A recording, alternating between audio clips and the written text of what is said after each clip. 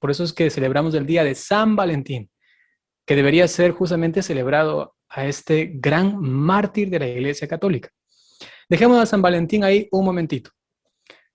Ahora vamos a ver un poquito el Imperio Romano. Habían allí grandes, lamentablemente, fiestas paganas en las cuales preponderaba muchas veces la lujuria, la pasión.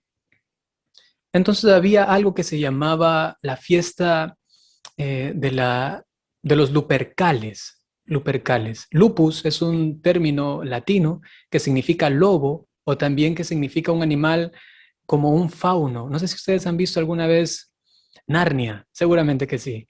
Entonces en Narnia ellos se encuentran con un fauno que es como una especie de mitad hombre y mitad animal, ¿no?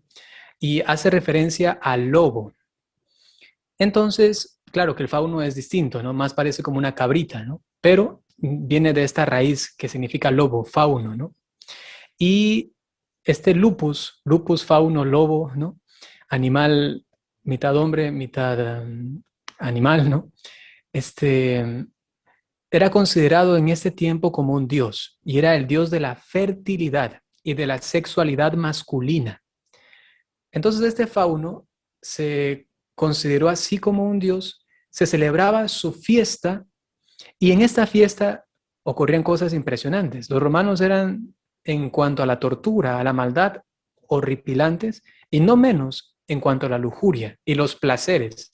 Tanto así que había dentro de esta cultura algo que se llamaba el vomitorio. Era donde iban las personas a vomitar. ¿Saben para qué? Para luego regresar y seguir comiendo, ¿no?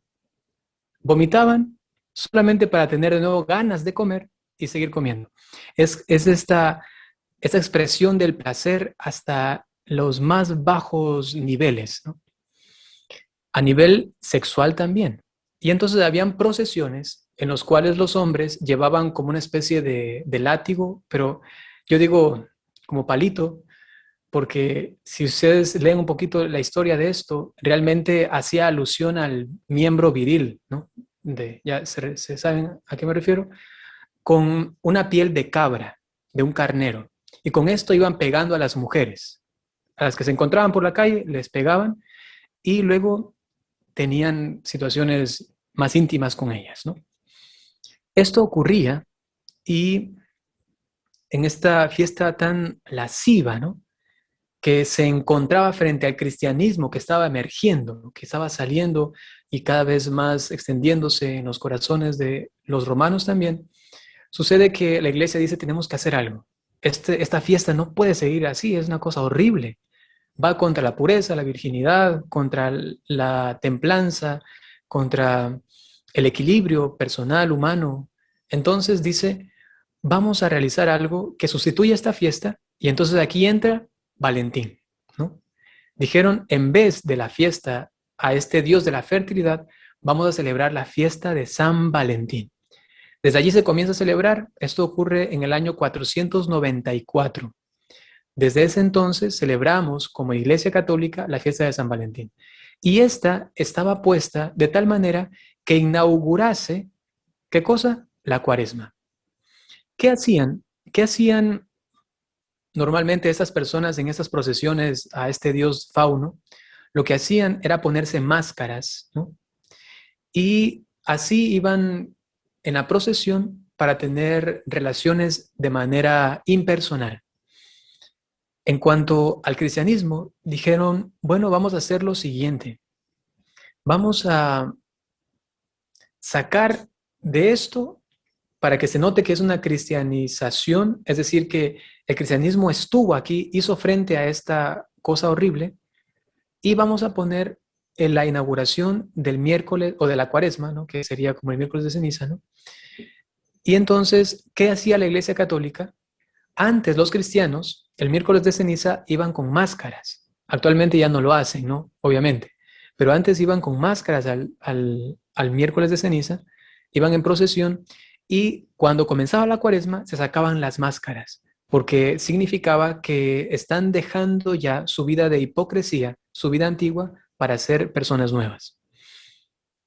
Luego, ese sentido de el exceso de la carne fue sustituido por el término justamente cuaresma y también el carnaval.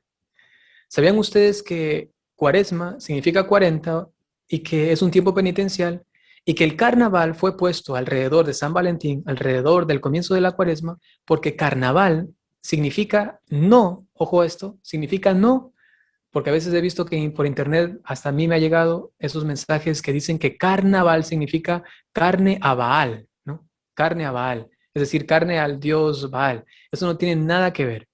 Carnaval más bien significa el término o la finalización de la carne, es decir, que van a terminar esos días pasionales, esos días donde el ser humano supuestamente se daba a sus placeres carnales, ¿no? Y termina allí esto. El carnaval tiene raíces cristianas. Lo que sucede lamentablemente es que ahora se asume el carnaval ya de una perspectiva mundana. Y si van a un carnaval, inclusive hasta yo no recomiendo, yo les aconsejo, no vayan, porque allí que se hace cualquier cosa, pero se ha olvidado el aspecto cristiano. Esta palabrita era de nosotros, era para nosotros, se acababa la carne y entonces comenzaban los tiempos penitenciales. El miércoles de ceniza se recibe justamente la ceniza en la coronilla, que es la forma más litúrgica o más normal según la tradición. Actualmente se hace aquí en la frente, ¿no? Pero antes se ponía realmente ceniza en la cabeza. Yo cada vez que celebro la misa de miércoles de ceniza, siempre lo pongo aquí, ¿no? En la cabeza. Cojo polvo y les pongo en la cabeza. No les hago la cruz aquí normalmente, ¿no? Porque esto se simbolizaba esta experiencia de arrepentimiento. Aquí entra la segunda palabra. Miércoles de ceniza es la inauguración del arrepentimiento. Toda la iglesia en comunidad se dispone a purgar sus pecados. Ojo a esto. ¿Qué significa arrepentirse? Significa que el ser humano se ha dado cuenta de su maldad y ahora se dispone a afrontar esta maldad con responsabilidad y a reparar aquello que ha hecho. Jóvenes, atención a esto. El arrepentimiento no solamente consiste en que me duele la conciencia. Eso es muy humano. La conciencia le duele también al ateo. Arrepentimiento es que mi corazón se ha dolido a tal punto porque he ofendido a un Dios tan bueno. Ese es el sentido del arrepentimiento. Ese es el sentido inclusive de la contrición, es lo que tanto hablamos, la contrición. ¿Qué significa esto? Que me duele esto, que mi corazón se ha partido, pero no tanto por el mal que he hecho a mi hermano. Cuando se confiesan, a veces se confiesan más por el mal que hicieron al otro. Y dicen los niños en relación a sus padres, porque ofendí a mi papá. Los padres en relación a sus hijos o a la pareja, porque no les aguanto, no tengo paciencia, les he gritado. Y yo digo, bueno, está muy bien, pero ¿y los pecados que tienes que decir por haber ofendido a Dios? ¿Por haberlo lastimado tanto? ¿Por qué no los mencionas? Y es que a veces perdemos la perspectiva y no nos damos cuenta que arrepentimiento significa sobre todo que es un Dios tan bueno que me ha amado tanto y que yo he escupido en la cara, que yo he abofeteado, que no lo he amado como él debía. Entonces el arrepentimiento está unido a Dios. Claro está que me duele haberle hecho un mal o traicionado a un amigo, tengo que pedirle perdón, por supuesto, pero sobre todo mi dolor está porque he ofendido a un Dios tan bueno. Y segundo, he dicho reparación. El arrepentimiento exige reparación, porque sin reparación no hay satisfacción. ¿Qué significa esto? Viene una chica y dice, padre, ya me he confesado 10 veces de que aborté, pero ya he confesado esto y siempre me duele, me duele. ¿Y yo qué le digo? Es que Dios ya te perdonó, no tienes que volver a confesarlo. Tú tienes un problema con la satisfacción. Y me queda mirando, ¿y qué significa esto? Significa que tú no has reparado este pecado que has hecho, o por lo menos no has vivido una experiencia de reparación prolongada de este pecado. ¿Qué es esto? Si, por ejemplo, una mujer abortó, mató a un ser humano, a un hijo, va a tener este peso aun cuando ella haya confesado este pecado, pero el peso va a continuar y solamente va a encontrar alivio cuando se dé cuenta que de alguna manera ha reparado ese mal que ha hecho. ¿Y cómo lo repara? Por ejemplo, ayudando a muchas mujeres que están también pensando en abortar para que no lo hagan. Por ejemplo, poniéndose en las filas de todas estas asociaciones pro vida, esos movimientos o grupos, fundaciones, que ayudan a las mujeres que están en situaciones difíciles y en riesgo de aborto. La mujer, cuando por ejemplo ha ayudado ya a unas 5, a unas 10, ha visto que la criatura ha nacido. ¿Qué pasa en ella? Satisfacción. Su arrepentimiento se volcó en reparación y la reparación le da a ella satisfacción, es decir, que siente alivio del mal que ha hecho. Así como cuando uno rompe el cristal del vecino con la pelota, le pide perdón y el vecino le dice te perdono, sin embargo el cristal sigue roto. Y uno solamente se siente aliviado cuando compra el cristal y le dice vecino, aquí está, le compré. Inclusive le dije al maestro que le venga a poner hoy día en la tarde. Y viene el maestro y se lo pone. Cuando pasa este niño, este joven por allí y ve de nuevo el cristal, se siente satisfecho. El mal que hizo ha sido reparado. Entonces, en este tiempo de Cuaresma es tiempo de arrepentimiento que implica un dolor, pero frente a Dios sobre todo, y luego con los hermanos. Y segundo, de reparación, para que en mí haya satisfacción. Esto se encuentra luego con la misericordia de Dios. ¿Por qué? Porque nosotros merecemos el infierno. Que se diga claro, tú, David Ullauri, te mereces el infierno. Tú, Saraí Dava, te mereces el infierno. Tú, Anto, Scarlett también está por ahí, tú te mereces el infierno. Yo también. Tenemos que irnos al infierno. Pero Dios es tan grande y tan misericordioso que nos ha dado la opción, la oportunidad, la dicha de arrepentirnos, de reconocer el mal que hemos hecho para cambiar nuestras vidas. Este tiempo para ti, querido joven, es un tiempo especialísimo, es el tiempo de la misericordia, es el tiempo del Señor. Yo te invito a que, ya que vamos a comenzar ya la Cuaresma este miércoles que viene, que le digas al Señor, sobre todo, que te dé la capacidad de, desde el primer día, desde que suena esa campana de inicio de la misa, desde que comienza el canto de entrada, que te dé a ti el don, como escucharemos en esta misa del profeta Joel. Acuérdense de esto, del profeta Joel, que nos dirá, hay que romper, rasgar nuestro corazón.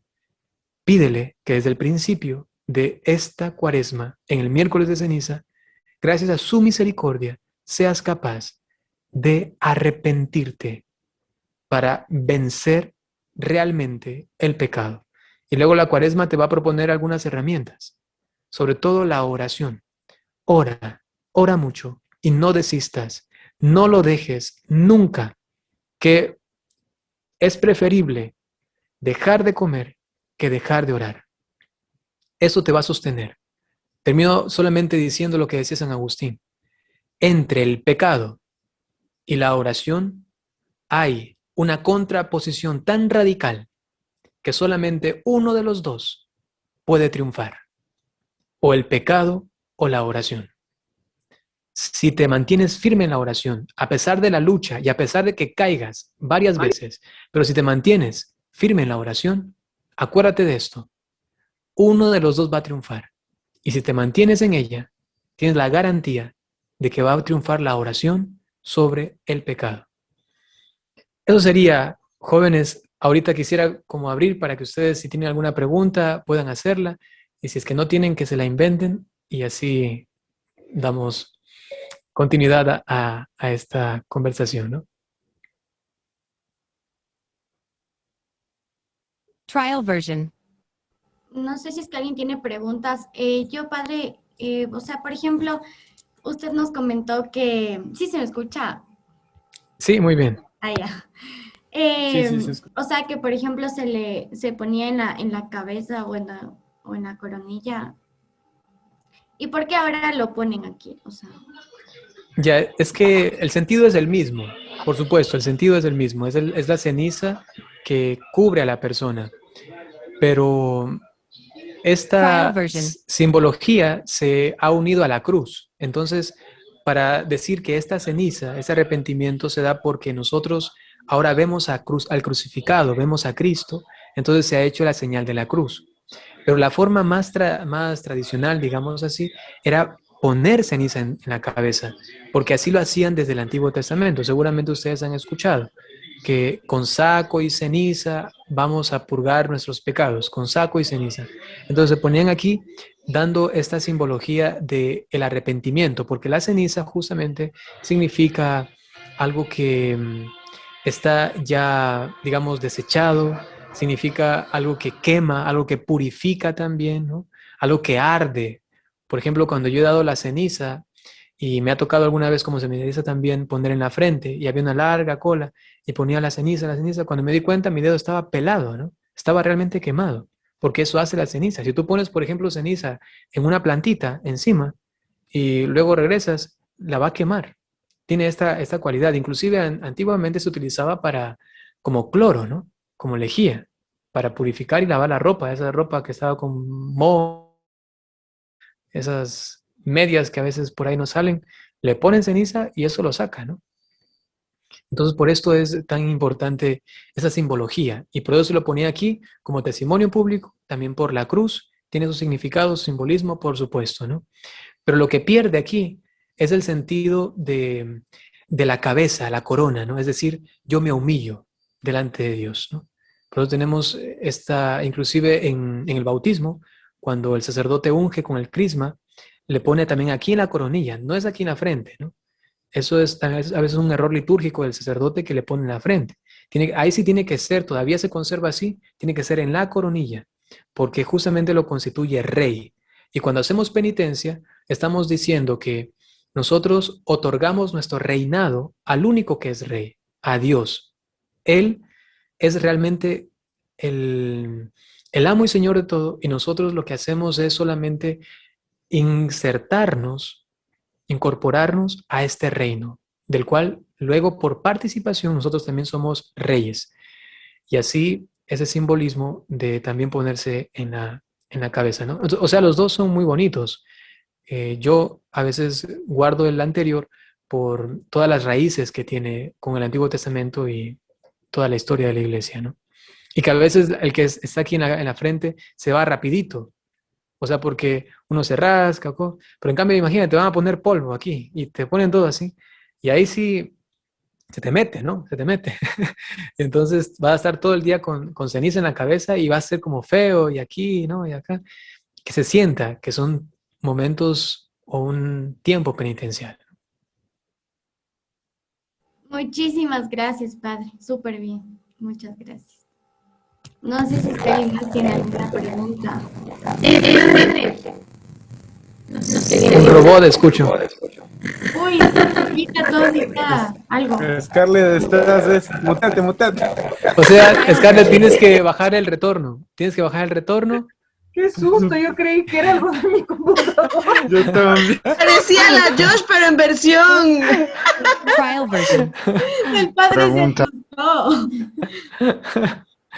Alguien tenía una pregunta, no sé quién. Yo. Scarlett, tienes que bajar el retorno. Tienes que bajar el Trial volumen version. de tus parlantes o de tu computadora. Ponle lo más bajito que casi no escuches y ahí puedes hablar Pregunta. robóticamente. Eso sí. Padre, ¿me escuchas? Sí, Pregunta. escucho luego ahora una voz totalmente opuesta a esta otra casi demoníaca. Yo estaba Ahora escucho preguntando a algo. una casi angelical. ¿Quién está hablando? Yo estaba hablando. Una anécdota tal vez que nos pueda Buyauri. contar. Él. Ahí hay una voz en el fondo. A ver, Es Fernandito, Vladimir, Fernandito. Vladimir y Fernando tienen preguntas, entonces, A ver, listo. Primero Fernando y de ahí Vladimir, ¿ya? Se decía una... Yo estaba preguntando que, o sea, según las clases de religión del colegio y todo, que según yo, Cuaresma significaba un tiempo de reflexión o de preparación para la Semana Santa. Y otra pregunta era que cuando tú te confiesas de algún pecado que hiciste, o sea, confiesas el pecado que ofende a Dios o algo, pero yo no sabía que, o sea, cuando te confesabas también tenías que confesar, o sea, o sea, que ofendiste a alguien o algo así, eso yo no sabía. O sea, eso tienes que confesar cuando ofendes. O sea, ¿en qué forma de ofender a Ya, una persona? muy bien. Lo primero, sí, la cuaresma es un tiempo de preparación, sobre todo para la Pascua, ¿no? Porque la cuaresma también es parte de la Semana Santa. La cuaresma va hasta el día jueves, antes de la celebración de la Cena del Señor. Hasta ahí va el tiempo de cuaresma. Luego ya el jueves en la noche, con la Cena del Señor, se inaugura el Tríodo Pascual. Entonces, la cuaresma es la preparación para celebrar el Tríodo Pascual, es decir, la Pascua del Señor. Es un tiempo de reflexión, por supuesto, de penitencia también, que nos remonta a lo que aconteció en el Antiguo Testamento, por ejemplo, los 40 días del desierto, los 40 días del desierto de Jesús, pero los 40 años del pueblo de Israel en el desierto, los 40 días de ayuno también de Moisés, de también algún profeta, ¿no? Entonces sí, la palabra cuaresma viene de latín, ¿no? Que significa 40, eso sí, ¿no? Lo que yo me refería antes era más bien carnaval. El carnaval es la fiesta de los Lupercales, ¿no? Que era esta fiesta pagana antiguamente que se celebraba por este dios Fauno, que luego ya toma el nombre de carnaval, el fin de la carne, ¿no? Y ya no Lupercal, ¿no? Eso por un lado. Y dice Cuaresma, Jesús lo representó cuando fue en el desierto 40. Sí, la Cuaresma tiene que ver con los 40 días de Jesús en el desierto y otros 40 que existen en, en la Biblia, ¿no? Que siempre es un tiempo de purificación, de encuentro con el Señor, de penitencia, oración y de misericordia. Ahora, lo que mencionaba sobre la confesión. En la confesión uno tiene que decir el pecado concreto y si es necesario, tiene que decirlo lo que ayuda al sacerdote a comprender la gravedad del pecado. ¿Por qué? Por ejemplo, no es lo mismo decir, Padre, robé, absuélvame, y el Padre te absuelve, que decir, Padre, robé $500 de una familia pobre que era lo único que tenía y que seguramente van a pasar todo este mes con muchísima hambre. ¿Entiendes la diferencia? Si solamente dices, robé, el padre no sabe la gravedad y puede ser un pecado mortal. Entonces se pide por favor que cuando se confiese la persona diga el pecado concreto y si es que el pecado tiene cierta gravedad, que explique para que el padre lo entienda. Por ejemplo, una cosa puede ser, padre, yo qué sé, mentí o solamente decir mentí. Pero otra cosa es decir, padre, mentí a mi abuelita y le dio un paro cardíaco, ¿no? O un infarto. Es totalmente distinto, por las consecuencias inclusive del pecado. Una cosa es decir, padre, besé a alguien, que decir, padre, besé a alguien de mi mismo sexo, ¿no? Una cosa es decir, padre, tuve relaciones íntimas. Y otra cosa es decir, padre, tuve relaciones íntimas, disculpen que lo vaya a decir así, pero a veces pasa, tuve relaciones íntimas con animales, ¿no? O sea, se siente el peso distinto, obviamente, es una situación distinta. Entonces el sacerdote tiene el derecho de saber tu pecado concreto para absolvértelo. Si él no lo conoce y piensa que es venial, entonces esa absolución tiene ciertas fallas. Inclusive puede ser que la absolución no se dé y no haya realmente allí confesión sacramental, es decir, recibir la gracia del perdón. Y por último, algo más iba a decir, cuando se confiesen, también tienen que procurar que el sacerdote entienda el pecado, sobre todo los graves, cuáles son sus alcances, ¿sí? y no solamente decir, Padre, pequé de impureza y se acabó. No, decir, Padre, es que me he masturbado, ¿no? No es necesario decir cómo, o sea, decir muchos detalles. Eso sí, no, eso por favor, eso no se metan allí porque luego es otra cosa, ¿no? Entonces solamente digan el pecado concreto y que el Padre entienda la gravedad. Eso es suficiente. Y entonces, por ejemplo, el chico me decía, ¿cómo decir eso con las otras personas? Por ejemplo, una cosa es decir, insulté a un amigo, y otra cosa es decir, insulté a mi mamá. Es algo distinto, ¿no? Entonces, por eso tú tienes que también confesar y decir, cometí este pecado, contra quién lo cometí para que entienda la gravedad y luego recibir la absolución y no solamente decir, Padre, he mentido, porque esto le deja al sacerdote un poco al aire, pero ¿a qué se refiere? ¿Cómo será? Y a veces los padres, hay una fila larga y no preguntan y no acostumbran tampoco, ¿no? Entonces ahí puede haber un fallo en la confesión y sabe solamente Dios cuántas veces nos hemos confesado mal y cuántas veces no hemos recibido la absolución. Cabe recalcar que si alguien oculta pecados mortales porque tiene vergüenza y en vez de decir tuve relaciones íntimas con mi novio y dicen solamente cometí un pecado de impureza, ha ocultado el pecado real, mortal, el padre no lo sabía porque solamente dijo de impureza, quizá tuvo un mal pensamiento. Entonces ocultó el pecado mortal real y esto, cuando el padre le absuelve, no le perdona ni un solo pecado. Ojo a esto, ni uno solo, porque la confesión es completa. Si yo voy y confieso mis pecados veniales y oculto un pecado mortal, la confesión es inválida, porque no hay arrepentimiento, porque uno no ha dicho todo. Es decir, que no cree todavía realmente que el Padre le puede perdonar y que Dios en su misericordia le va a comprender a través del sacerdote. Aún está dudando y está cometiendo un abuso contra la confesión. Lamentablemente de esto en la catequesis a veces no se habla.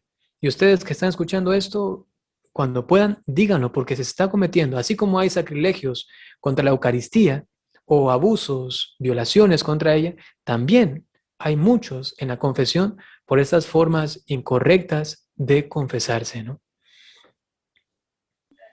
Y hay una aclaración última que hago es que cuando se llega al tiempo de la Pascua es felices Pascuas de Resurrección porque el Señor resucitó de entre los muertos y no es una fecha como comercial o como que se celebra que pintan los huevos, que el conejo de Pascua y esas cosas no se hace ahí en la Iglesia Católica nos dice que eso es un día así de resurrección y no es para hacer otras cosas y otra pregunta era Solo que una cosita, antes de que se pase esto que es importante.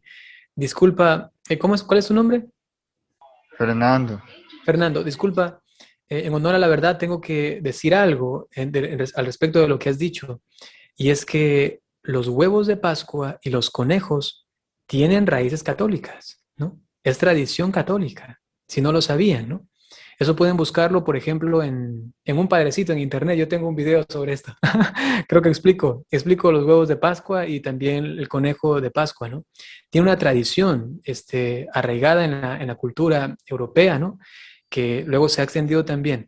Obviamente no es litúrgico, uno si quiere no lo hace y no, pero también es parte de la tradición cristiana. Por ejemplo, el conejito tiene la capacidad de ir muy rápido hacia arriba por sus patas traseras. Y esto implica el camino hacia el cielo, que podemos ir con Dios rápido hacia el cielo, pero para abajo es muy lento. Entonces, que para abajo nosotros no vayamos, que seamos tardos en ir para abajo, sino ir hacia arriba. Igualmente lo del huevo de Pascua, que significa también la eternidad, ¿no? La Pascua eterna. ¿Por qué? Porque los huevos, una vez cocinados, se pueden guardar y duran meses, yo no sé si duran años también, no lo sé, habrá que preguntarle a alguien que sepa del tema, pero pues ya cocinados, duros, como decimos, los ponemos por ahí y eso dura, y luego también habían tradiciones que se escondían los huevitos o los conejos y los niños tenían que buscarlo, ¿no? Con el sentido de que también tienen que luchar y buscar a Cristo, al Señor, ¿no? Hay toda una simbología y toda una tradición. Solamente dentro de estas tradiciones están los huevos y los conejos, para que lo tengan en cuenta. Ya otras cosas, eso sí, como decía él, no son parte del ambiente cristiano, ¿no?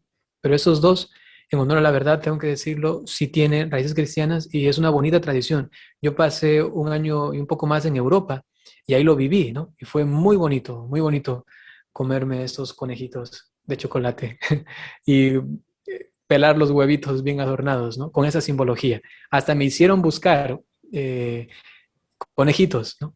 Me pusieron en un jardín con la familia que estaba y me dijeron que tenía que buscarlos, ¿no? Y fui ahí a encontrar, como un jueguito, ¿no? Como quiz. Sí, son como cool. Ya. Y la última pregunta que hago es que eso, si uno tiene, o sea, relaciones íntimas con su pareja antes del matrimonio, ¿esto se resuelve con confesión o es más allá de la confesión? ¿Está? O sea, el perdón del pecado se da en la confesión, estás perdonado, pero resolver la herida del pecado, eso ya es otra cosa, ¿no? Es decir, tú puedes haber tenido relaciones íntimas con tu novia, te confiesas, el pecado está ya absuelto, tú no tienes delante de Dios ya la culpa, porque Él asumió la culpa tuya por medio de la confesión en la cruz, pero tú tienes esta situación, que ella todavía quiere, que tú también quieres, que están luchando pero que no pueden dejarlo, o sea, aún no se ha resuelto, no se ha resuelto en el tiempo, en tu vida, este pecado aun cuando ya ha sido perdonado el que confesaste, porque si vuelves a cometerlo tienes que volver a confesarlo, ¿no? Es decir, la confesión lo que hace es perdonar y darnos gracia para hacernos fuertes frente al pecado, pero luego comienza un proceso, ahí no termina, comienza un proceso de reparación que he mencionado al inicio de esa charla para que este pecado entonces pueda yo por lo menos controlarlo, dejarlo ahí dormidito y que me deje tranquilo, ¿no?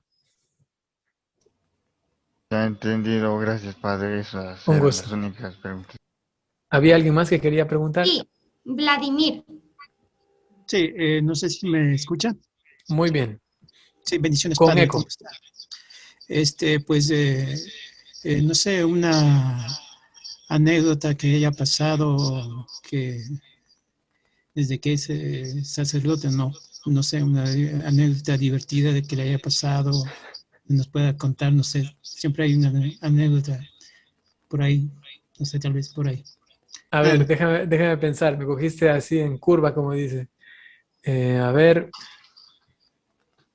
Pues primero, bájale un poquito el sonido de tu parlante. Está escuchándose un eco por ahí.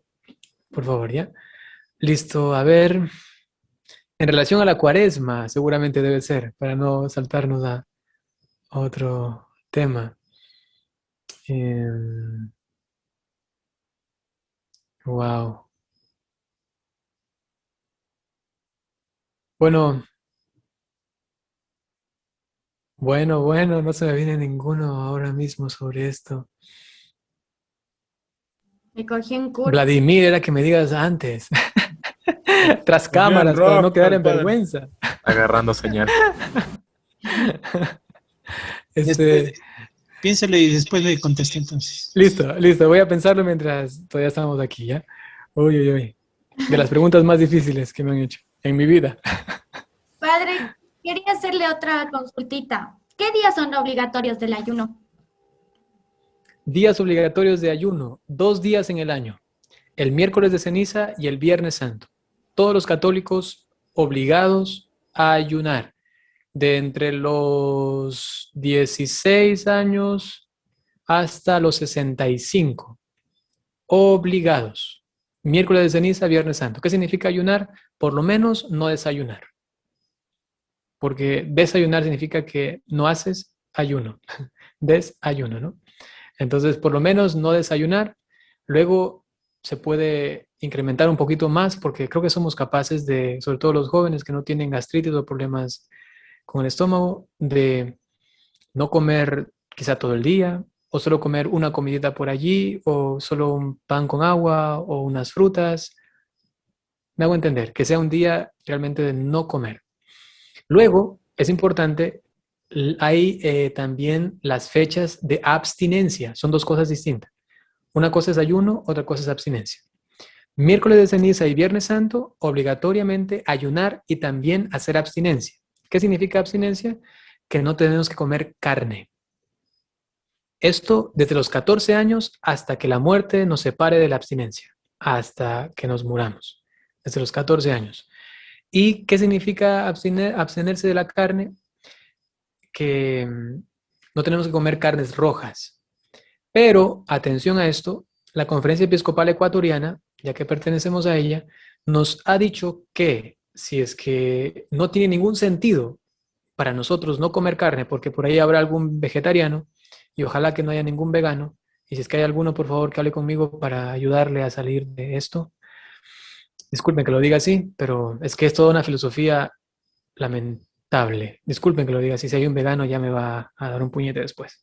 Bueno, entonces, si para ellos no tiene ningún significado, no tiene nada que ver con la abstinencia porque no comen nunca carne, entonces que se abstengan de otras cosas, que lo conmuten, es decir, que lo reemplacen con algo, por ejemplo, no voy a utilizar el teléfono, no voy a utilizar el internet, no voy a escuchar música, no voy a comer lo que me gusta, voy a comer lo que no me gusta, voy a dejar de hablar tanto, voy a dejar de consumir esto que me gusta mucho, yo que sé, en la televisión, no sé.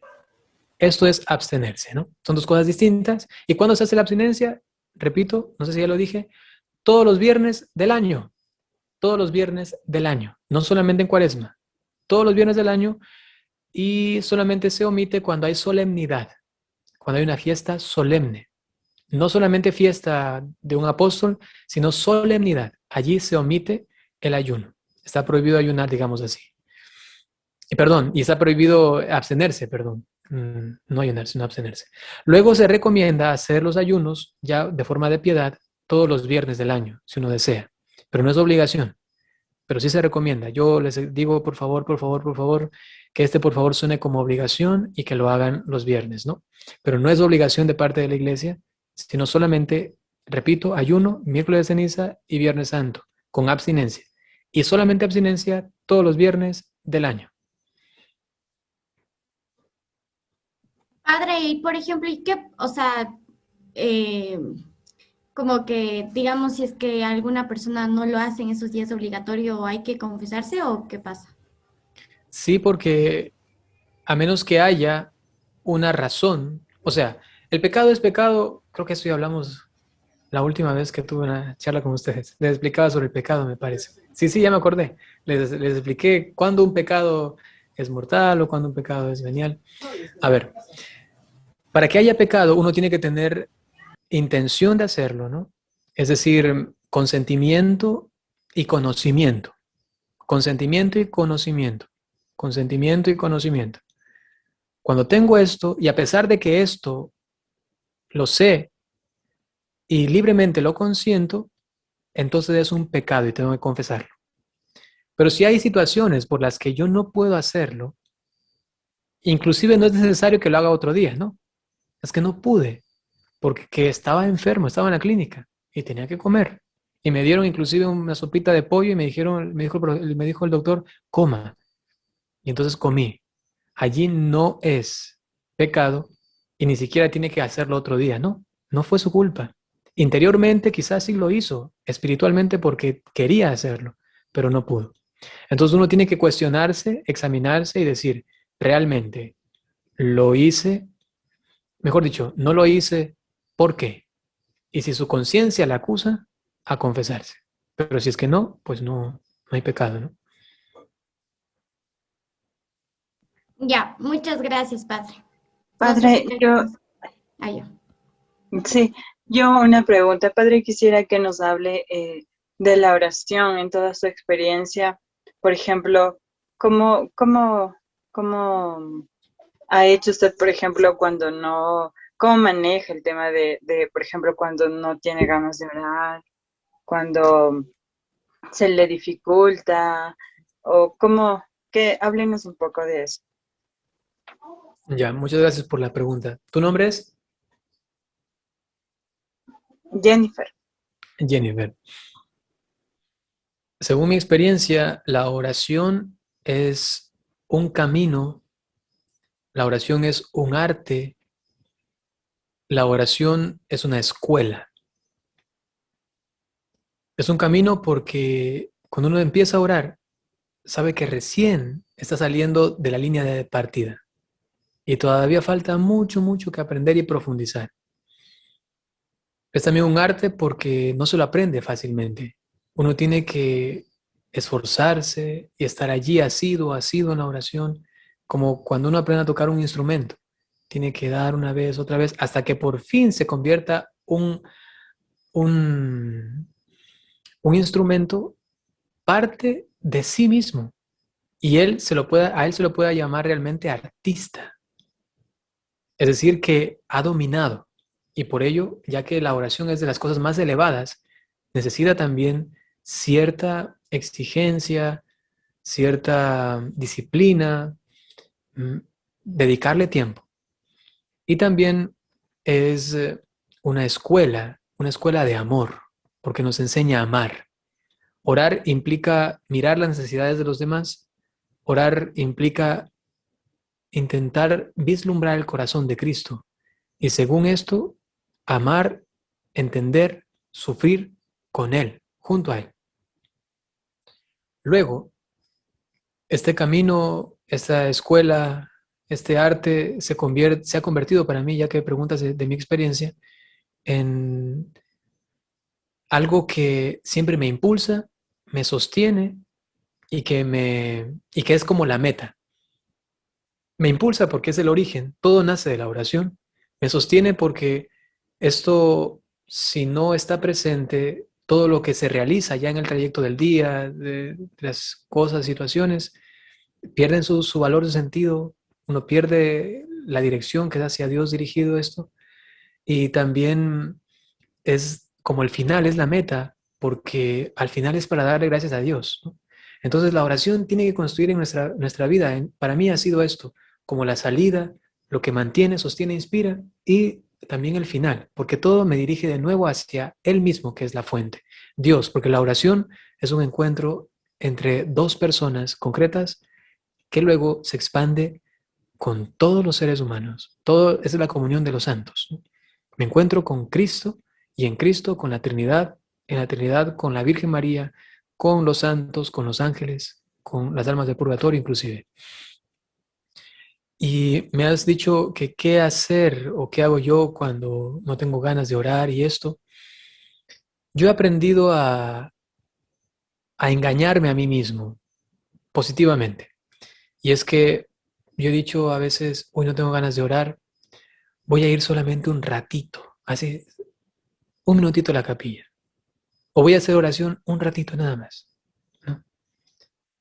Y yo me engaño a mí mismo positivamente porque sé que cuando ya estoy allí, encuentro eso que yo sabía que iba a encontrar, pero que mi estado de ánimo, mi humor, mis pensamientos, mis tentaciones me decían que lo vas a encontrar haciendo otra cosa. Ana, haz otra cosa, haz otra cosa. Entonces me engaño a mí mismo positivamente porque digo, solo voy a estar un ratito y luego a ver qué pasa. Ya estando allí, me quedo un ratito más y un ratito más. Y cuando me doy cuenta, estoy orando lo que debía, ¿no? Entonces también cada uno tiene que conocerse y buscar como estrategias para buscar. A mí me ha pasado muchas veces que he dicho, ahora no voy a entrar al Santísimo, voy a pasar de largo, voy a irme a hacer otra cosa. Y cuando estoy ahí, veo la puerta y digo, bueno, un ratito, ¿no? Voy, entro, me arrodillo y cuando me doy cuenta ya pasó una media hora, ¿no? O inclusive una hora de estar allí. Y no era nada planificado, solamente sutilmente, positivamente, como lo digo yo, me engañé a mí mismo. Y qué bien, qué bueno, así se engaña a uno mismo bien, ¿no? Para las cosas buenas. Eso es lo que te podría decir en concreto. Y luego, claro, está el dominio de la voluntad, está la valentía, el coraje para sacar tiempo, para ir, para caminar hacia allá, para hacerse un altarcito Por en el ejemplo, cuarto, para hacer el rosario, para vencer el sueño, vencer la desidia, la pereza. y por Eso ejemplo, el también. tema de la disciplina, ¿usted cree que es súper importante en la oración, o cada uno, no sé, como que puede trabajar no me acuerdo la palabra, es no, quiero decir como que desde su carácter o desde su, Temperamento. temperamento. Ujú. Ya. La oración es de las cosas más personales que existen, porque implica relación. Y si te das cuenta, tu relación con tus amigos es distinta con cada uno de ellos. No es igual. Tu relación con tu papá es distinta que la relación que tienes con tu mamá. Igual con tus hermanos, es distinta. Porque relación significa personalidad, significa encuentro de dos personas distintas. Distintas significa irrepetibles, no hay como ellas. Oración es encontrarse con Cristo, es encontrarse con el Padre, es encontrarse con el Espíritu Santo, con los santos, ya lo he mencionado antes. Es decir que primero ellos son distintos, pero también yo. Y mi forma de orar es distinta a la de mi hermano. Eso hay que tener claro y que nadie se acompleje porque, como decía Teresita del Niño Jesús,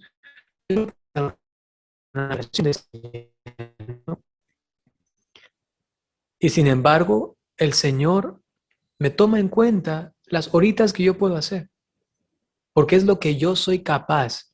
Hay una oración hermosísima que dice que no me hagas más santo que los demás, sino solamente lo más santo que yo puedo ser.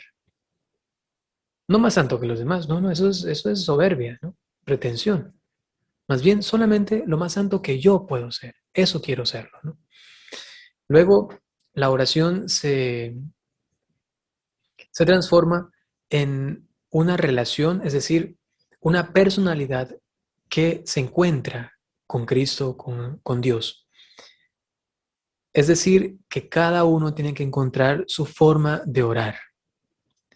Es decir, que si bien es cierto, hay oraciones comunitarias y uno tiene que incorporarse a ellas, por ejemplo, el rosario, la oración de la misa, la liturgia de las horas, un vía crucis, es una oración comunitaria, pero cuando hay oración personal, uno tiene que encontrar. Y ahí sí, ¿qué te podría decir?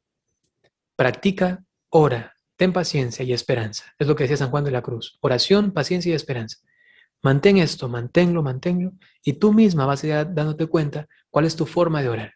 Pero nunca dejes la oración vocal, es decir, hablarle a Dios, nunca lo dejes. Hablarle a Dios significa también en coro con tus compañeros, hermanos, amigos, cantar, por ejemplo, vocal. Nunca dejes la oración meditativa, es decir, piensa en Dios en la oración, reflexiona, trae un texto bíblico, trae un acontecimiento de tu vida y ponlo a la luz de Dios y reflexiona, pregúntale a Dios qué quiere de ti, conversa con Él, imagínate, discurre en la oración. Y nunca dejes, y búscalo todavía con muchas ansias, la contemplación. Es decir, quédate en silencio. Quédate en silencio, intenta ya no decir nada, ya no pensar en nada, ya no querer nada, solamente estar junto a Dios y quédate largos tiempos allí junto a Él. Vocal, meditación meditativa y contemplativa. 3 tipos de oración que nunca debemos dejar. Luego la forma, ya concretamente, quizá hay un paso, otro paso, otro paso. Les pido que no se encierren en eso. Dejen que el Espíritu les inspire. Eso no dice la palabra de Dios, no dice cuando ores, primer punto, segundo punto, tercer punto, dice, te vas a encontrar con tu Padre que está en lo secreto, ¿no? Cuando ores, dice San Pablo en la carta a los Romanos 8:26, dice, porque nosotros no sabemos pedir como conviene, pero viene el Espíritu Santo en nuestra ayuda y con gemidos inefables intercederá por nosotros. Si tienes una estructura, quizá esa es tu forma. Te la inspiró el Señor, muy bien, es tu forma. Tener una estructura en la oración. Ojo a esto, estructura no es lo mismo que disciplina. Disciplina es que yo delante del Señor, en cambio, tengo una postura de respeto, de adoración. que delante del Señor no estoy aquí como pensando, Señor, cuánto me amas, y luego te pido por Juanita, y luego, Señor, te pido, y luego se convierte en una cosa, algo caótico.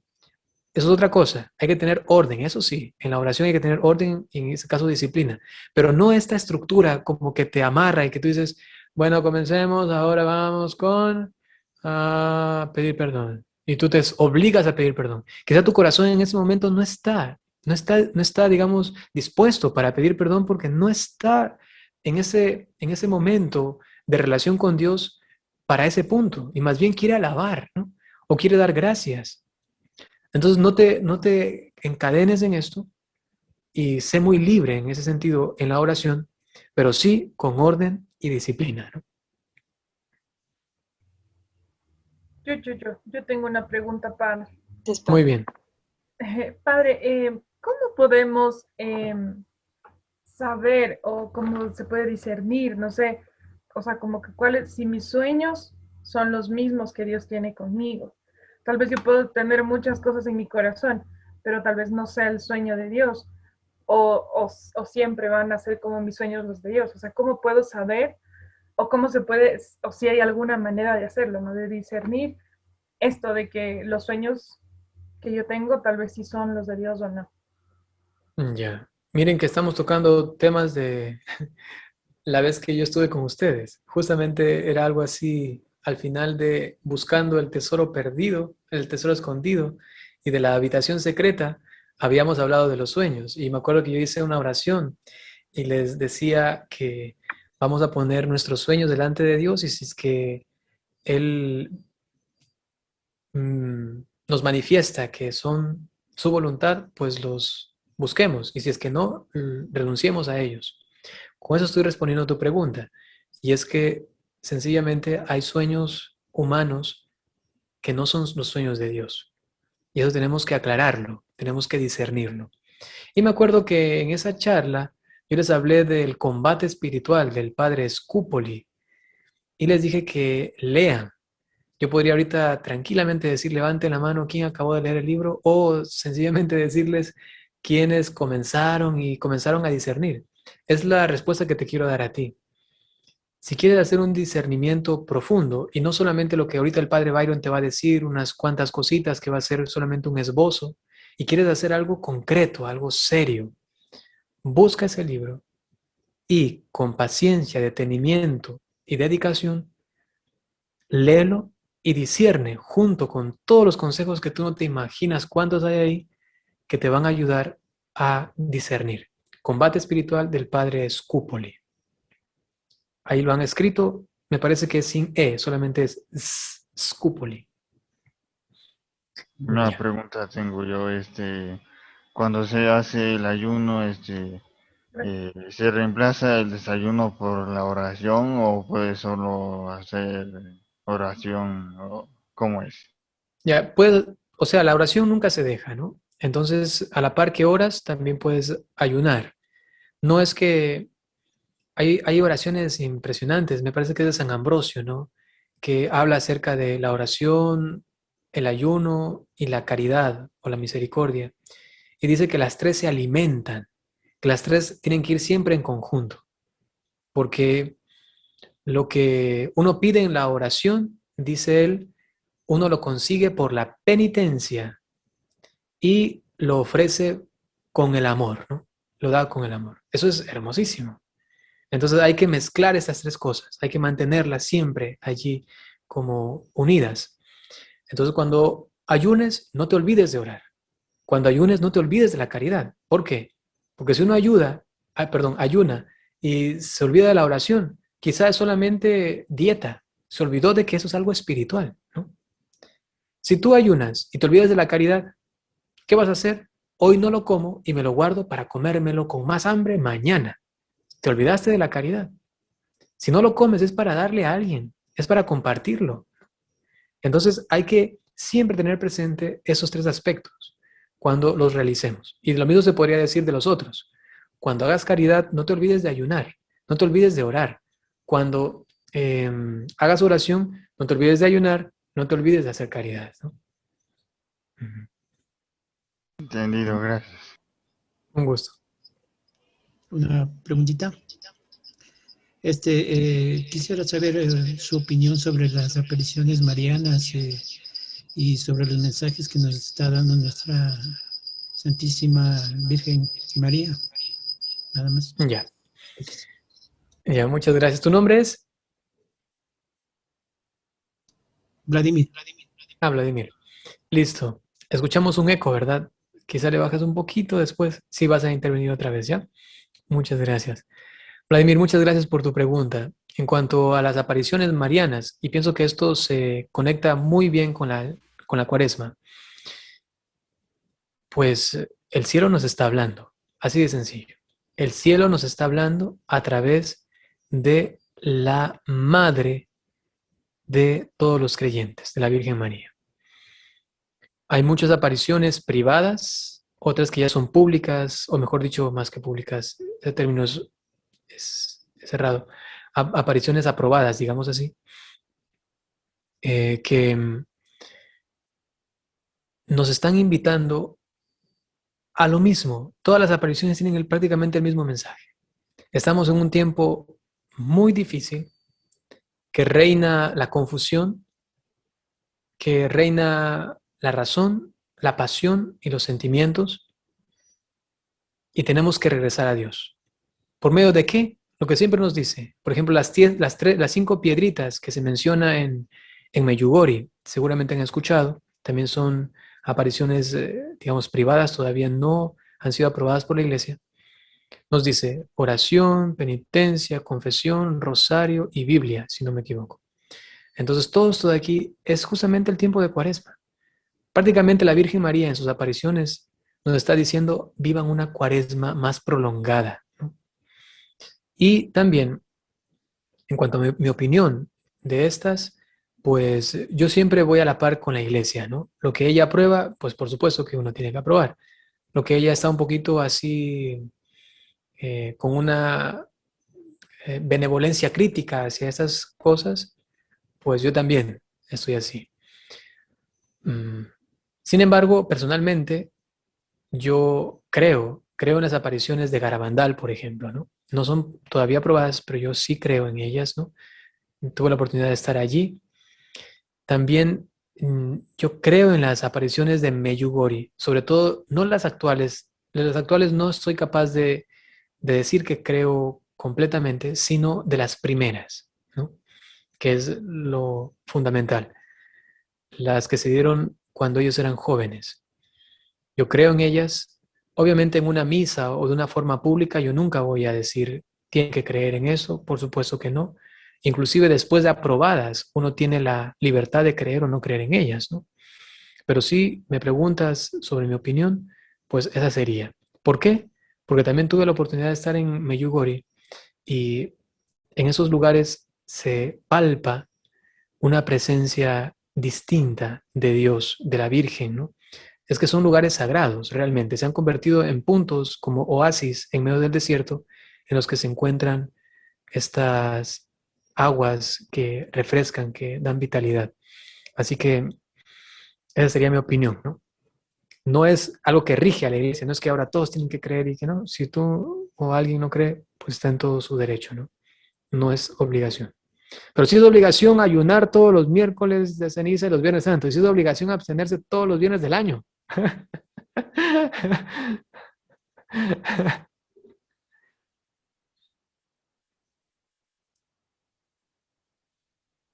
Listo, ¿alguna cosita más?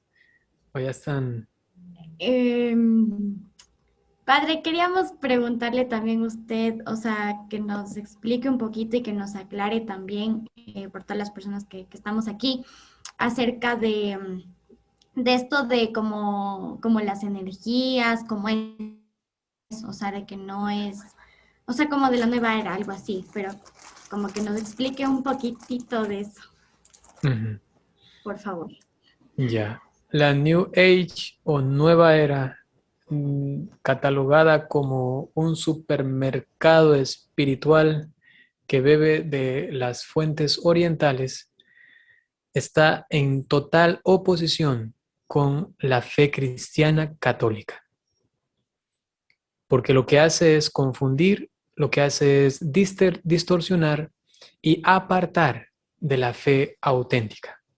Por más bonito que suene, por más relajante que aparezca, es que sí me ayuda cuando hago el yoga cristiano, o es que sí me ayuda cuando utilizo estas figuras, estos aromas, o es que sí me ayuda desde que puse mi cama en esta orientación y puse agua encima del techo, ahora mi vida sabe y se siente distinta. Eso es pura superstición, y cuando no es superstición, es magia. Y ahí sí, patitas, ¿para qué te tengo a correr de eso, no? Porque es algo que daña tanto la fe, ¿no? Hay testimonios de personas que han estado metidas en esto y cuando ya se convierten y entran a la iglesia católica, no saben ustedes cuántas heridas de fe tienen.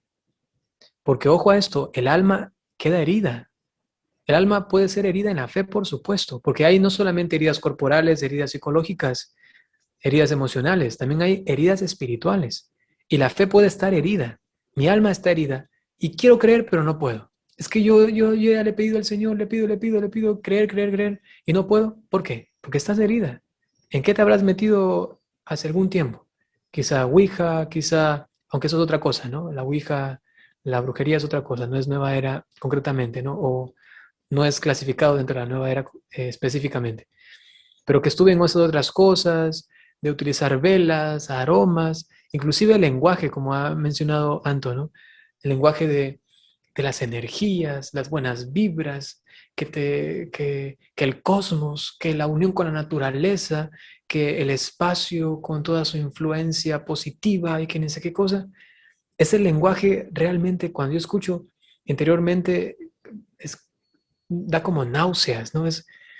¿Por qué? ¿Por qué lo siento así yo, no? Porque lo conozco, porque sé que lo que está haciendo es engatusar a un sinnúmero de personas que por buscar cierto bienestar y paz, relajación, van atrás de esto.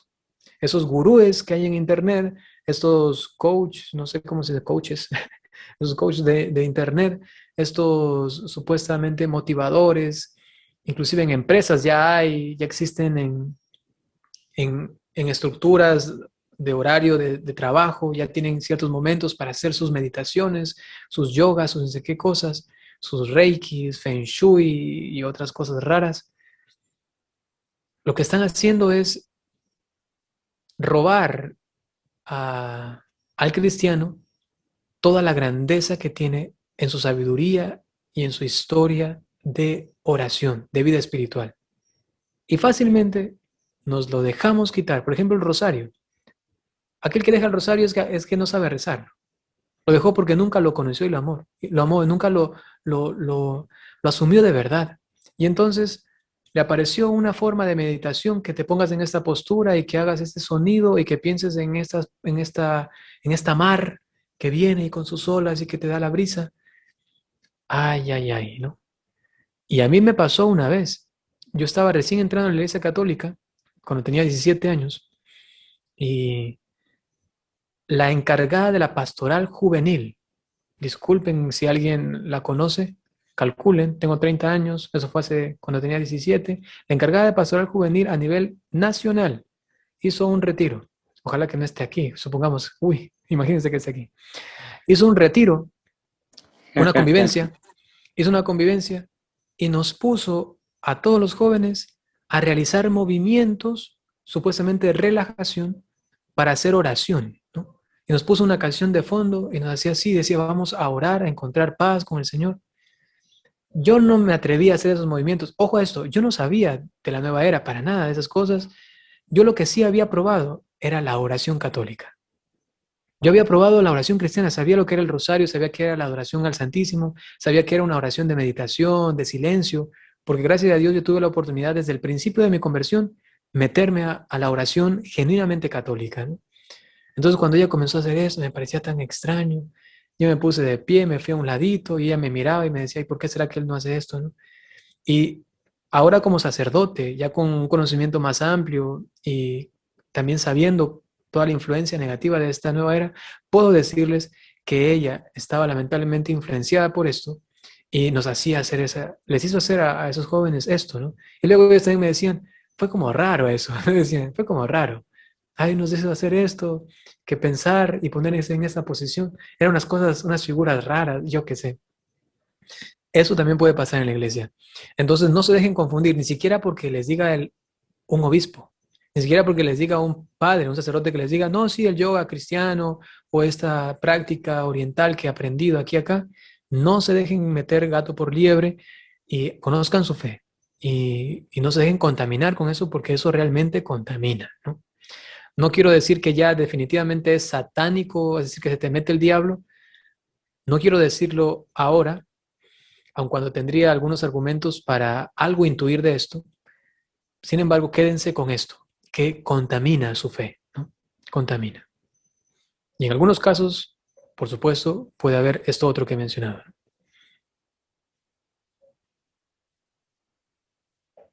Muchísimas gracias, padre. Súper bien. Padre, una preguntita referente a eso. David. ¿Qué más, padre? Digo, si sería siendo parte de la nueva era cuando estos como que baños, rituales así, lo hacen gente de cultura. Pongamos como ejemplo los Sáchiles. Tienen su cultura ya, digamos, ya hace años. Entonces, lo hagan por cultura, pero no por necesidad, porque obviamente tienen también sus partes que hacen ya por dar turismo y así. Pero digo que lo hacen por cultura. Otras personas que no sean específicamente sáchelas, sino que hayan vivido por ahí, pero se estén culturalizando de esa parte. O sea, ¿cómo podríamos ayudar o cómo podríamos hacer que, o sea, decir lo que está bien y lo que está mal? Ya. Entiendo, David. Teniendo en cuenta su cultura, eso. Ajá. Sí, es que una cosa es algo cultural, ¿no? Como has mencionado, los sáchilas o los indígenas, que tienen sus ritos propios, y otra cosa es la nueva era. La nueva era lo que hace es tomar todo eso y proponerlo, es mezclar todo eso. Eso es nueva era, ¿no? Es decir, que yo voy al supermercado espiritual que he mencionado y cojo un poco de rosario, cojo un poco de confesión, un poco de yoga, un poco de feng shui y un poco de limpia chamán sáchila, ¿no? Es eso, mezclar todo, todo y decir, ahí encuentro yo mi espiritualidad. Esa es mi espiritualidad. Eso es la nueva era. Ahora, esto otro, algo cultural, lo de los indígenas, eso es algo propio de ellos, eso no es nueva era, eso es algo propio de ellos. Ahora, que está bien o que está mal, depende. Si el sáchila se hizo cristiano y utiliza este rito de una forma distinta a la que hacía antes, es decir, ya no invocando a sus dioses, ya no creyendo que un espíritu saludable va a entrar por medio de las hierbas y de este trago tirado en la cara de la persona y va a realizar su obra, si ya no cree eso y lo hace solamente de una forma cultural, inclusive por el turismo, ¿no? Y además, inclusive pensando en Dios, pero ya no realizando esta forma de invocaciones raras, extrañas, entonces esto podría ser respetable, ¿no? Respetable. No significa que entonces, bueno, todos los católicos nos vamos a hacer acá una limpia con el chamán católico, ¿no? Que está allá, ¿no? No estoy diciendo eso. Estoy diciendo que en ellos, por su cultura, sería respetable para la Iglesia Católica en general. Pero ya para nosotros, como no es algo cultural, ¿qué hacemos ahí metidos? ¿No? Quizá es porque alguna persona va porque es que ya me dio la bendición el Padre y todavía no me curo de esto. Voy allá a ver si me curo. Eso ya es superstición. Eso ya es caer en otras cosas, ¿no?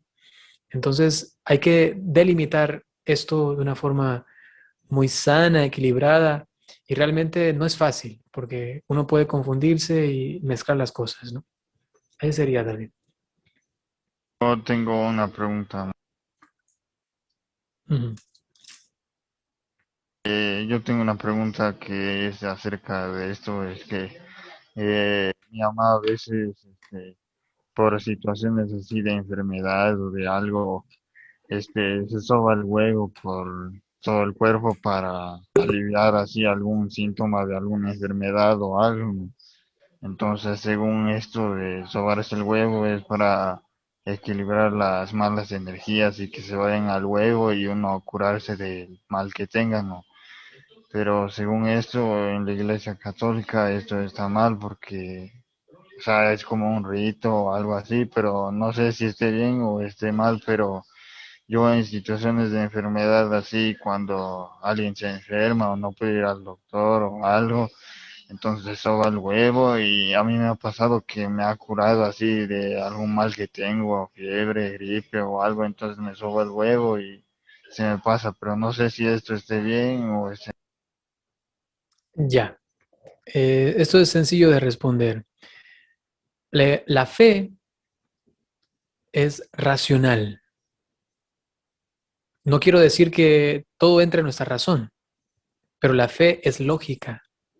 Hay un libro hermoso, si quizá pueden conseguirlo, se llama, y está en la biblioteca católica, uy, ¿cómo se llama? Librería espiritual, en Quito, ¿no? Se llama La fe que busca entender. La fe que busca entender. La fe es entendible, no la podemos agotar, por supuesto, pero es racional, es entendible. No es una locura, no es algo contra la razón. ¿Sabes qué es contra la razón? La superstición. Con lo cual, tenemos que decir que lo más contrario de la fe no es, por supuesto, la razón, no es la ciencia, ni más faltaba. Lo más contrario a la fe es la superstición, porque hiere primero a Dios y hiere también nuestra capacidad de razonar. A nivel científico, el huevo no puede hacer absolutamente nada de esta asunción de las energías negativas para mimetizarlas en su núcleo. Por supuesto que no puede hacer eso. Yo inclusive para dejar mal esto, he cogido un huevo delante de jóvenes, para hacer quedar mal esto de sobar el huevo. He cogido un huevo delante de los jóvenes y he sobado una pared. Le sobaba y les he dicho, estamos haciendo aquí una sobadera de huevo a esta pared que tiene malas energías y seguramente está ojeada porque mucha gente la ve. Entonces pasaba el huevo a la pared. Saqué, lo abrí, lo partí y ahí estaban los ojitos, ¿no? Oh, la pared está ojeada. Pobrecita, ¿no? Hay que hacer algo por ella. O sea, no tienen ni pies ni cabeza esto de pasarse el huevo. Pero he dicho, es superstición. ¿Qué significa esto? ¿Y por qué es contrario a la fe? Porque cuando uno realiza esto, hace un acto de confianza. Y cuando uno confía, está haciendo un acto espiritual. Y cuando uno hace un acto espiritual, se está abriendo a un ente espiritual. Por medio del huevo te puede sanar Dios. Dios no lo hace así. Sería irse contra sí mismo. Por medio del huevo te puede sanar un espíritu maligno. Por supuesto que sí. Y si es que no es un espíritu maligno, te puede sanar tú mismo también. Tú sabes qué grande es la capacidad de nuestra mente, que inclusive, imagínate esto, dicen los doctores que el estado de ánimo y la disposición del paciente es el 50% de su recuperación, de su salud, de salir de allí. Es más, a tal punto llega a nuestra mente que seríamos capaces nosotros de leer en chino, si alguna vez hemos escuchado por lo menos el lenguaje, leer en chino y traducirlo si solamente utilizásemos nuestro subconsciente. Es decir, que la capacidad de mi cerebro para analizar y deducir algo de lo que está allí es tan potente que podría descifrar qué significa una palabra china, ¿no? Es más, hay mujeres que quedan embarazadas psicológicamente. Eso es brutal. Quedan embarazadas psicológicamente. Piensan que están embarazadas. Está todo el proceso de gestación, se les cría la barriga, todo, hormonalmente todo. Pero no están embarazadas, porque se da un embarazo psicológico. Lo que quiero decir es que también nosotros tenemos una fuerte una fuerte capacidad de influenciarnos a nosotros mismos, según vamos pensando. Y a veces uno puede pensar, el huevo me va a sanar, y uno se puede sanar no por el huevo, sino por la fuerte carga de sugestión que ha puesto sobre sí mismo, ¿no? Pero por otro lado, también el demonio puede actuar a través del huevo. Y, por ejemplo, el padre Gabriel Amort, de los mayores exorcistas del último tiempo, decía que la mayor parte de liberaciones que tenía que hacer es por estas situaciones, del huevo, de realizar estas De la cositas colonia pequeñas, también es. estas cositas pequeñas. Por ejemplo, en unos lugares de Ecuador se pasan el cuy, otros se pasan creo que un sapo y cosas Pasan así colonia raras, ¿no? también. Que Colonia son hecha con... exacto, ¿no? Exacto.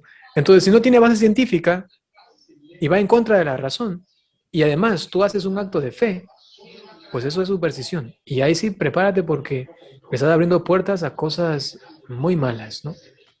Por eso es tan contrario y tan hiriente la superstición, porque va contra Dios y contra nosotros mismos, contra la fe y contra nuestra razón, ¿no? Una pregunta, ¿y cómo uno hace para deshacerse de esto que alguna vez hace años o... O sea, la forma es realizar una confesión. Uno tiene que confesarse, decirle al Padre que ha cometido esto. Y por último, si ve que algo ha quedado como herido, decir al Padre que haga una oración de sanación o de liberación. Y esto... Padre, sería importante también, no sé si es que nos, si se me escucha. Sí, Muy bien, Anto. Ya. Padre, quería hacer que nos también como que nos pueda comentar un poquito acerca de esto del horóscopo, o sea, que eso también es como que súper malo. O bueno, parte de la nueva era. Ya. La creencia en el horóscopo es lo mismo que el huevo, o sea, es todo igual. Está en contra de la razón, no base científica. Inclusive los que por ahí andan diciendo que sí hay base científica, que tienen influencia porque hay unas energías. Pues científicamente más energía y más impacto tiene la pila de tu reloj alarma, la pila de tu control remoto, que un astro en el cielo. Esa pila tiene más energía, así que si quieres creer en algo basado en ciencia, creen más que en los astros, creen esa pila que está ahí en tu control remoto, ¿no? Pero ¿quién se va a creer en una pila? O sea, es algo Padre, tan irracional que creer luego en el horóscopo es brutalmente más irracional, ¿no? buenas noches, padre. Disculpe la molestia. Yo quería decirle, ¿y cómo se hace para las personas que con la ciencia quieren interpretar las cosas de Dios? Por ejemplo, cuando aquel científico quiso demostrarles a las personas que había un alma, entonces se puso a investigar y efectivamente con algunas mediciones y cálculos científicos decía que el cuerpo humano tenía otro peso cuando ya fallecía, y ahí decía que efectivamente había un alma, y eso les ayudó a muchas personas incrédulas a efectivamente decir que las personas tenían alma, porque habían personas que creían que éramos como los animales, que no teníamos alma, y hay algunas cosas científicas que ayudan también a corroborar la fe cristiana. Entonces, ¿cómo podemos utilizar la ciencia de correcta forma para averiguar algunas incógnitas que a veces en este siglo que ya podemos y en el siglo anterior no podíamos? Ya. Para una ciencia atea, lo que le hace falta es más ciencia. Así de sencillo. Porque lo que pasa es que se cierra y no se abre a aprender todavía mucho más, ¿no? De lo que existe, ¿no? Por ejemplo, así de sencillo, la teoría del Big Bang en una visión atea es condenar al ser humano en una torpeza. ¿Por qué? Porque dice, la única forma con la cual todo se dio tan perfectamente es por el azar. Por el azar. Uy, no. ¿Dónde se ha metido la ciencia atea? Azar. ¿Cómo va a compaginarse el azar con la ciencia? Si la ciencia tiene que ver con cosas definidas, concretas, experimentales, con cosas inclusive matemáticas, y decirme azar. Sin esto no pueden explicarlo, ¿no? Pregúntenle a cualquier científico y le va a decir, eso es por azar, ¿no? ¿A qué me están condenando? A idiotizarme por lo siguiente. Me están diciendo a mí, ser racional y pensante, me están diciendo que si yo pongo en una habitación 100 monos con papel y una pluma, un lápiz, un esfero en mano, que luego de un tiempo regreso y van a escribir un libro al azar, porque van a hacer así, ¿no? Van a jugar con el lápiz y van a hacer así en la hoja. Y alguien viene y me dice, este libro que tengo en mi mano viene de ese cuarto que habían monos y que comenzaron a rayar y salió esta estructura literaria con todo su apéndice, con su índice, con su prólogo, con absolutamente todo. Salió del azar. Yo le voy a decir, eso no te creo, pero es que no te lo creo ni porque me pagues todo el dinero del mundo. No te creo. ¿Cómo me vas a decir tú a mí que por azar se dio eso? Y luego que venga la ciencia atea a decirme a mí que el cerebro humano, que el ojo humano, que todos los fenómenos naturales que existen, que todo el cosmos en su estructura se dio por el azar, que es más complejo que un pobre libro, yo no le creo, pero es que ni porque me lo diga este Hawkins, ¿no? No, es que no. Es que No, me parece padre, tan lo que pasa, irracional. disculpe, lo que le quería decir que justamente ahorita que estamos ya en el 2021 salen muchos libros cristianos y dicen que justamente la ciencia está al servicio del cristianismo. Entonces la ciencia está ayudando, corroborando. Toda la vida. ¿Perdón? Toda la vida ha estado la ciencia al servicio del cristianismo. Uh-huh.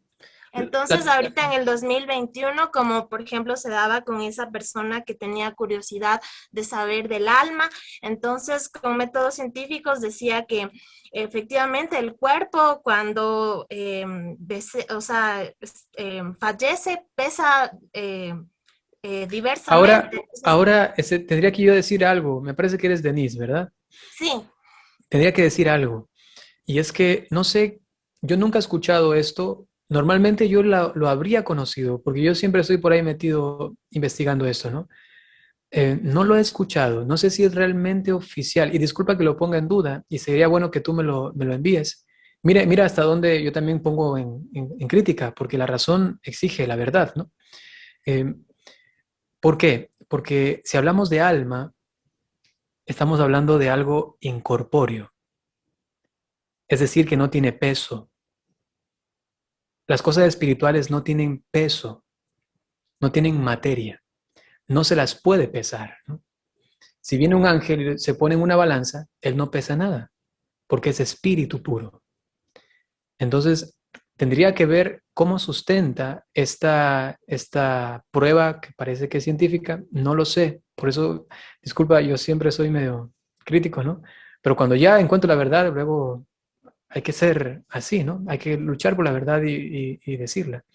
Entonces, yo sí te pediría de favor que si puedes enviarme este link o el libro, o no sé, me gustaría estudiarlo porque inclusive existe actualmente un sacerdote físico que ayuda también en la NASA.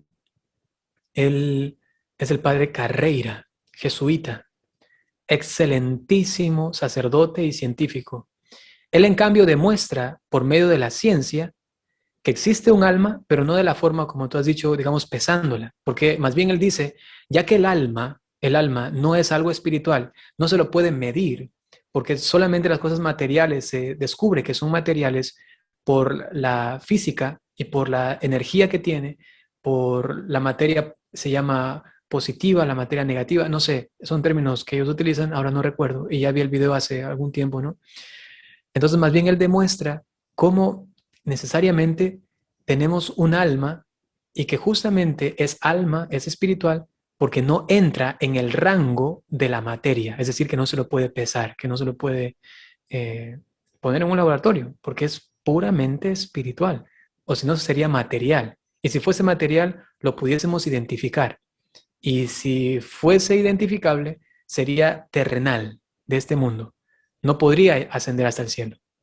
Por eso es que de entrada, cuando yo lo escuché, lo pongo en duda, ¿no? Quisiera mirarlo, estudiarlo un No, es poquito que más. solo medían el cuerpo, no medían el alma, solo medían el cuerpo. Ajá, Claro, pero cómo para pesaba medir, antes y después. claro, pero para medir el cuerpo, o sea, si estás diciendo que se va el alma y el cuerpo disminuye su peso, significa que el alma pesaba algo. Y ahí no tiene mucha lógica, a mi entender. Quisiera leerlo, investigar un poquito acerca de esto, si es que fuese así. Luego, hay otras pruebas científicas que ya son oficiales, inclusive propuestas en todos los campos de la ciencia, ¿no? Inclusive se abrió una nueva ciencia solamente para estudiar el manto de Turín, ¿no? La sábana santa. Una ciencia ya universalmente aceptada solamente para estudiar entre comillas, pobre lienzo, que realmente el padre Jorge Loring, también amante de la ciencia, decía, es el testimonio científico de que de que Cristo resucitó. Es el testimonio científico de que Cristo ha resucitado, ¿no? Eso es impresionante, ¿no? Y eso sí tiene ya base científica, ¿no? Eso es monumental, ¿no? Paul dice, es que los pulmones estaban inflamados antes de morir y ya ahí se ponchan y baja de peso. Y ya eso era el alma de 100. Ja, ja, ja. Bueno, es cierto que cuando uno muere ocurre obviamente una situación biológica, fisiológica, ¿no? Y sí puede ser que baje de peso, pero quizá por el aire mismo, ¿no? Quizá por el aire mismo, ¿no? Porque queda sin aliento y entonces disminuye, ¿no? Bueno, me gustaría mirar este estudio. Vladimir levanta el dedo. Sí, una pregunta, quisiera saber sobre qué opina de los ovnis extraterrestres. La iglesia ya se ha pronunciado sobre eso, ¿no?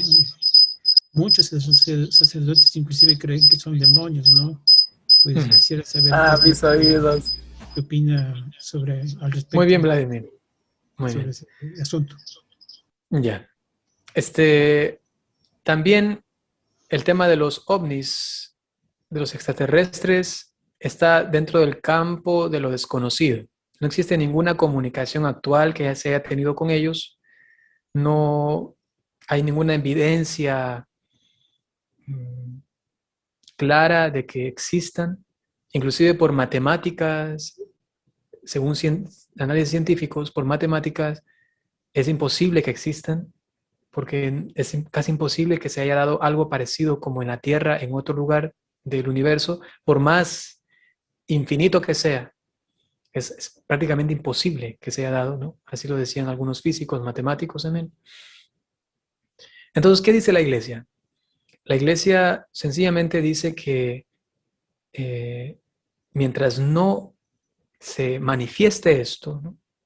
Nadie debería como creer en esto, ¿no? De que hay otros seres, sobre todo por la revelación, ¿no?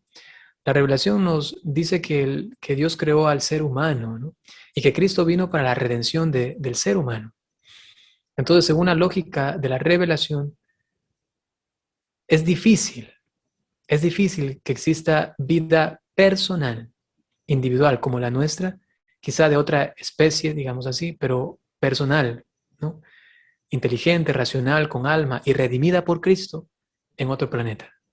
Es muy poco probable. Si me preguntan a mí, yo digo no creo. Así a rajatabla. No me parece lógico, no me parece congruente con la fe, no me parece congruente con la ciencia inclusive, ¿no?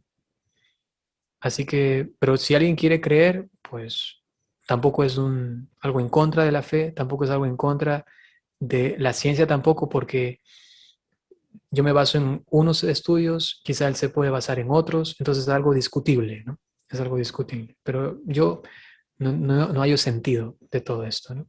Y si en algún momento llegan, ¿no? Tendré que humildemente decir, bueno, estaba equivocado, ¿no? Pero hasta la fecha no me parece nada racional y no me parece que van a venir, porque no existen, creo, ¿no? Mm.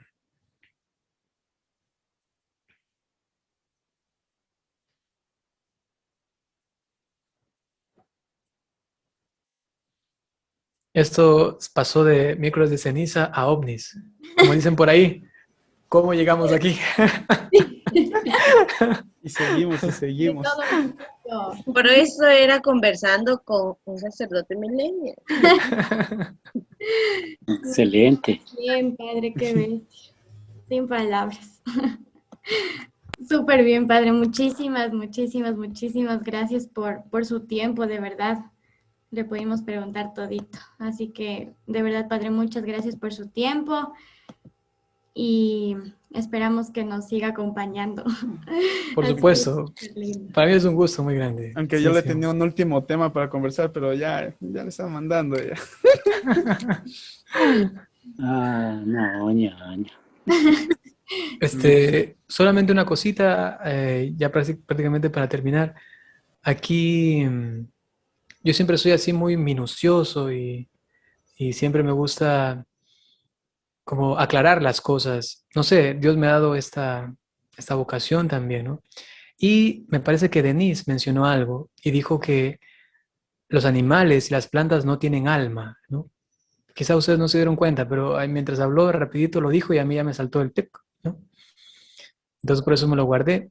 Las plantas y los animales sí tienen alma vegetal y alma animal. Eso lo dice Santo Tomás de Aquino, para que solamente lo tengan presente. Pero sería otro tema, es otra cosa, ¿no? Pero para que lo tengan presente y lo estudien o averigüen un poquito, sí tienen alma, pero es obviamente distinta, no es un alma racional, es un alma intuitiva, es un alma que tiene solamente principios de lo que tiene el ser humano.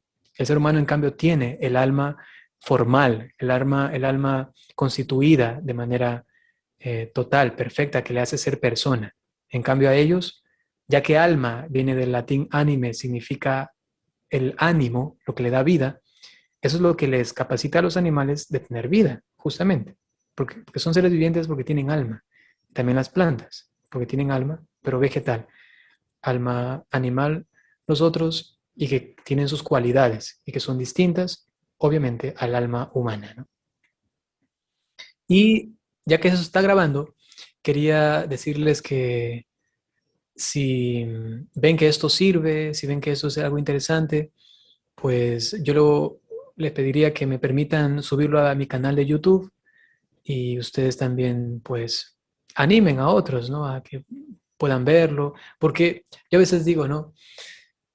Esos jóvenes me hacen preguntas y son ellos la voz de todos los otros muchos jóvenes que existen y que quizá tienen esas dudas y quisieran también así que alguien les explique y que no lo hacen y pasan con esas dudas años y con confusiones y me da como pena, ¿no? Pero si ustedes mismos se encargan de hacer llegar esto a otras personas, a otros jóvenes, que ellos aprendan, disciernan, aclaren y así con un conocimiento claro puedan amar más a Dios, porque el conocimiento tiene que ver con el amor, eso haría mucho bien. Entonces yo les pediría también, si subo a YouTube, que sí, que compartan, que vean el canal. Y esta charla de aquí la voy a subir en un sacerdote millennial, ¿no? No en un padrecito, sino en un sacerdote millennial. En YouTube, no en Facebook, sino solamente en YouTube. Porque en Facebook solamente subo videos cortos. En YouTube son más largos, ¿no? Y sí, de paso les digo que voy a comenzar otra vez con las transmisiones los días sábados en la noche. Si por ahí quieren también, tienen sus preguntas, yo siempre respondo. Es como mi pastoral. Entonces por ahí podemos también contactarnos, ¿no? Y si quieren recibir el enlace y todo eso, también les puedo dejar mi número de teléfono de WhatsApp, que lo voy a escribir en este momento y ahí pueden escribirme. 099. Y pueden escribirme y yo les enviaría los links y todo lo que subo. Si tienen alguna pregunta, alguna conversación personal también, pues ahí estoy, ¿no?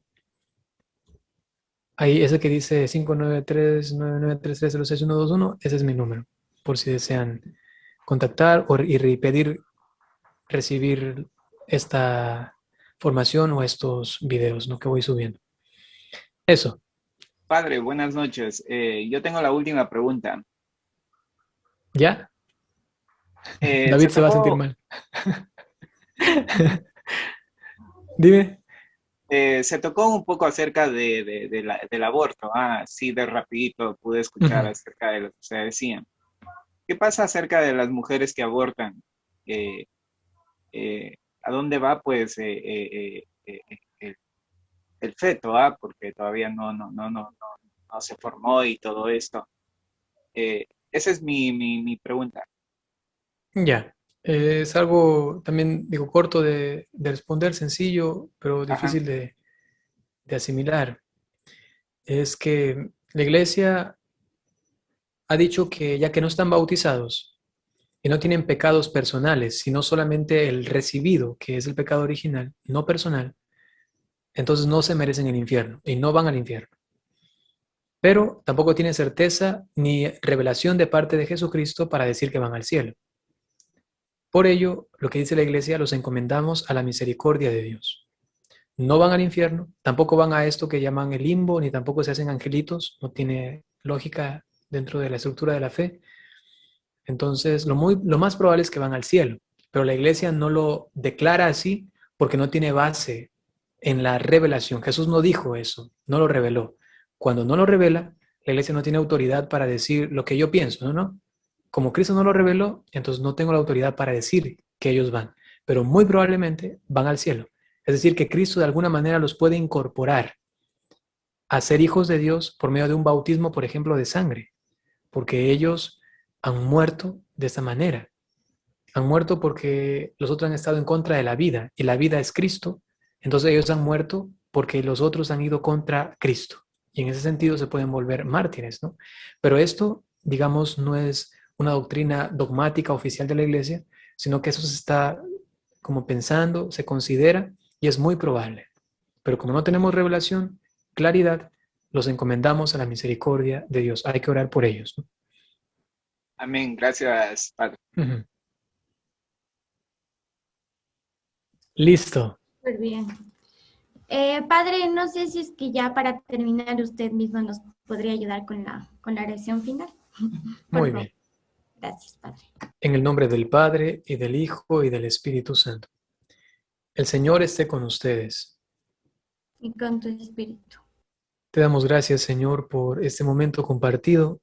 Te pedimos que lo que hemos recibido aquí no solamente se quede aquí, sino que lo portemos en nuestro corazón, que lo profundicemos en la oración junto a ti para que nos digas qué tenemos que hacer con esto aprendido, con esto reflexionado. Te pedimos también que ayudes a mi hermano, el que se encuentra también aquí conectado, a esta chica que quizá está necesitada de oración, de una palabra de fe, para que también tú a través de nuestras oraciones le puedas ayudar. Te pedimos también que nos ayudes a aprovechar el tiempo de Cuaresma que estamos a punto de comenzar, que nos des el don de la contrición, que nos des el don del arrepentimiento y que esto nos motive a amarte más, a aceptar tu misericordia y a reparar el mal que hemos cometido.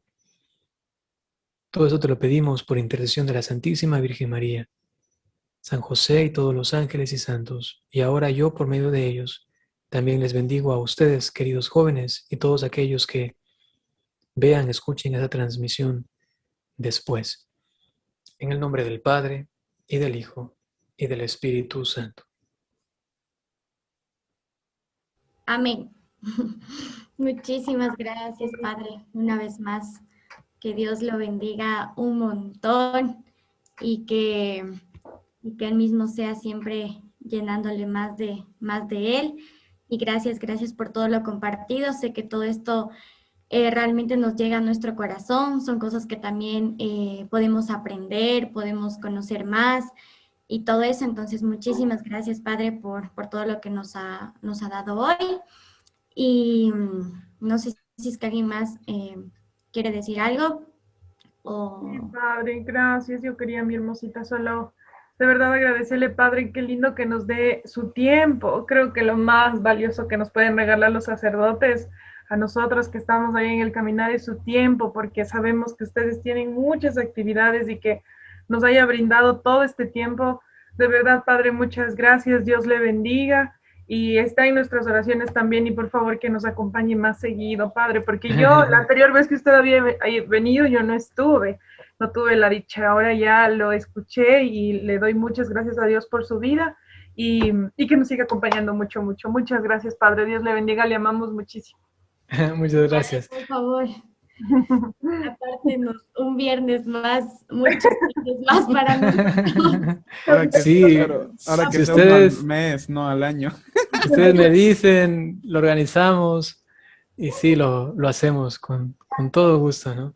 Sí, Padre, sí, por favor, en serio. Quizá a mí me encanta más que a ustedes.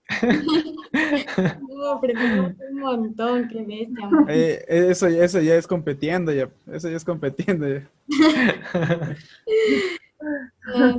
Vladimir iba a decir algo más, me parece, si le puede bajar un poquito el volumen antes, porque siempre se escucha fuerte el eco. La pregunta ya le respondió ya. Sí, nada más que fue un gusto conocerle, Padre, y pues que va a estar en mis oraciones todo el tiempo también, nada más. Muchas gracias, Vladimir. Sí, Padre, le abrazamos con nuestras oraciones. Gracias, Carlos, por el corazón también, lo vi. Igualmente, pues antes de que se despida de nosotros, pues que Dios le siga iluminando con la sabiduría, la inteligencia y sobre todo la humildad que usted lo caracteriza y su forma de expresar es natural y que sea pues una bendición para cada uno de nosotros en este grupo y podamos pues llevar el Evangelio de la Paz a los demás y que siga adelante, que Dios le siga iluminando y no pues que sea para algo grande de todo lo que usted está haciendo. Muchas gracias. Me encomiendo a tú y a sus oraciones.